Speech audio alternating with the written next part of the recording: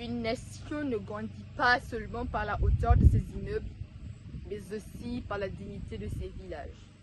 Mesdames et messieurs, le véritable débat n'est pas de savoir s'il faut développer les villes ou les campagnes. Le vrai débat est de savoir si l'on peut bâtir une grande nation tout en oubliant ceux qui remplissent nos assiettes. On dit souvent que le ventre n'a pas d'oreille. Derrière chaque repas servi, il y a pourtant un agriculteur, un éleveur ou un pêcheur vivant en zone rurale. Comment applaudir les gratte-ciels tout en oubliant ceux qui nous nourrissent? Nelson Mandela disait: vaincre la pauvreté n'est pas un acte de charité, c'est un acte de justice. Or, la pauvreté frappe encore nos campagnes. Favoriser leur développement, c'est de venir en aide à des millions de citoyens.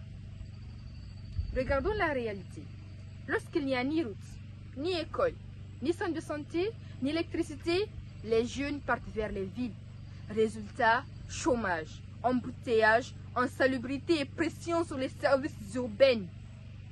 En favorisant le développement des campagnes, on ne freine pas les villes, on les soulage.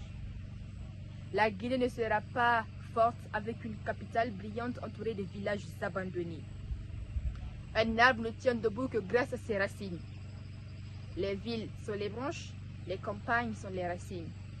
C'est pourquoi je repense sans hésiter: oui, le développement rural doit être aussi prioritaire que le développement urbain. Car lorsqu'un pays oublie ses villages, construit des murs sans consolider ses fondations. Je vous remercie.